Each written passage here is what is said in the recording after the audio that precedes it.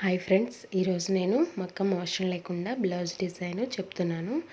ఇక్కడ నేను వచ్చేసి స్టోన్స్ తీసుకుంటున్నానండి. రింగ్స్, ఫస్ట్ స్టోన్ పెట్టడానికి రింగ్స్ ఉంటాయి, బయట దొరుకుతాయండి. ఇవి తీసుకుంటున్నాను అనమాట. ఈ స్టోన్ ఈ రింగ్లో ఈ స్టోన్ ఉండాలన్నమాట. ఇలా బ్లౌజ్ డిజైన్ చెప్తున్నాను. ఇది వచ్చేసి బయట 2-5 ఉండొచ్చు రేట్ వచ్చేసి. మగ్గం వర్క్ లేకుండా మనం నార్మల్ నీడిల్తోనే చేసుకుంటున్నాము. ఓకేనా. ఇక్కడ నేను పిక్లో ఉన్నట్టు కాకుండా కొంచెం నేను మార్పులు చేశాను. ఇక్కడ చూడండి, ఎందుకంటే అది మగ్గం వర్క్ కదా అండి, అన్నిటికీ కుదరదు కదా, అన్నిటికీ సేమ్ అదే విధంగా అంటే కుదరదు. ఎందుకంటే నార్మల్ నీడిల్తో అంత నీట్గా రాదు. నేను మీకు పర్ఫెక్ట్గా వచ్చేవి మాత్రమే చెప్తున్నాను.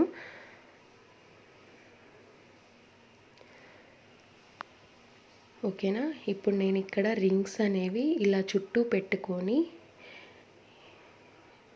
తర్వాత స్టోన్స్ అనేవి అంటించుకోవాలి. ఇలా మనము రౌండ్ మధ్యలో ఒకటి పెట్టి రౌండ్గా 6 పెట్టుకోవాలి. 6 పెట్టుకొని వీటి మధ్యలో మనము స్టోన్స్ అనేవి అంటించుకోవాలి. దీనికి నెక్ ఏం అవసరం లేదండి. మన బ్లౌజ్ ఉంటుంది కదా, బ్లౌజ్ చుట్టూ ఆ నెక్ చుట్టూ అంటే నెక్ గీసుకొని ఉంచుకోండి. ఆ నెక్ చుట్టూ ఇది వచ్చేటట్టుగా చూసుకోండి. ఓకేనా. ఇక్కడ నేను స్టోన్స్ అనేవి వాటి లోపల అతికిస్తున్నాను.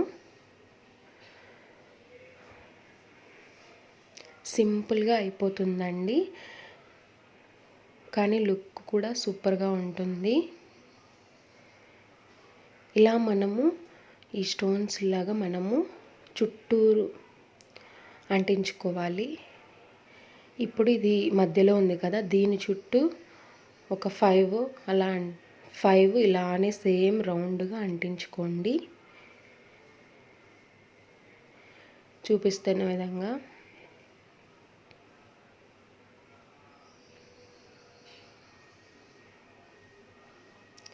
ఇక్కడ నేను 2 అంటించేసేసుకున్నాను.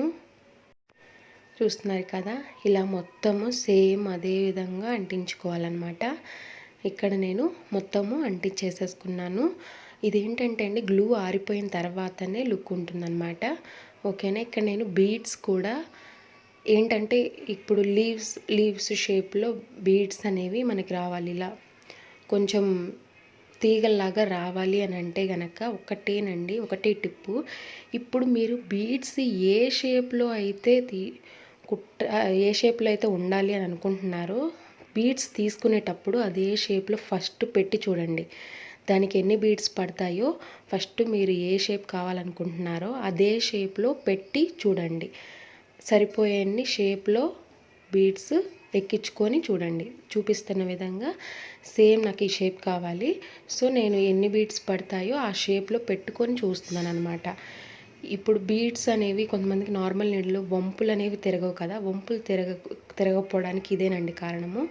మనకి ఎన్ని అవసరమో అదే షేప్లో ఎన్ని అవసరమో అన్నీ మనం తీసుకోకపోవడం వలన వంపులు అనేవి తిరుగుతూ ఉంటాయి బీడ్స్. ఇప్పుడు నార్మల్ నీడిల్తో కూడా నీట్గా రావాలి అని అంటే సేమ్ షేప్లో ఎన్ని బీడ్స్ పడతాయో సేమ్ షేప్లో ఒకసారి పెట్టుకొని చూసుకొని దాన్ని అదే షేప్లో వచ్చేటట్టుగా అక్కడ మనం సూదితో కుట్టేటప్పుడు ఫస్ట్ ఆ బీడ్స్ని పట్టుకోవాలన్నమాట.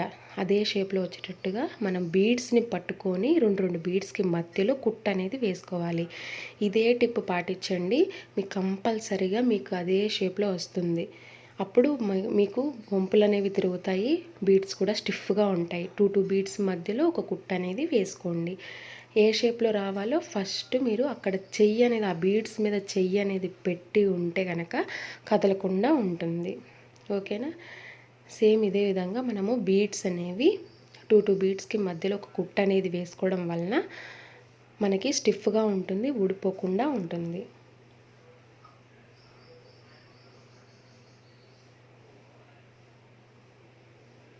చూపిస్తున్న విధంగా ఇలా బీడ్స్ అనేవి కుట్టుకోండి.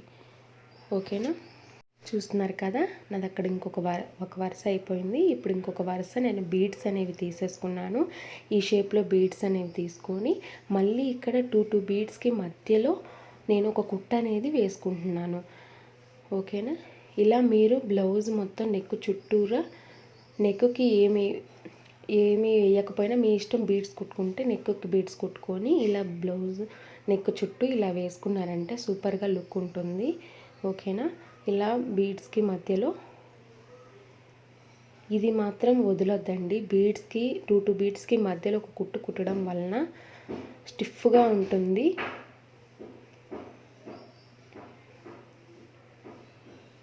ఇలా మొత్తము మీరు కుట్టుకోండి. ఇక్కడ నేను ఇలా ఈ షేప్లో బీడ్స్ అనేవి కుట్టుకొని వాటికి ఏంటంటే వాటర్ డ్రాప్ షేప్వి కుందన్స్ అనేవి అంటిస్తున్నాను.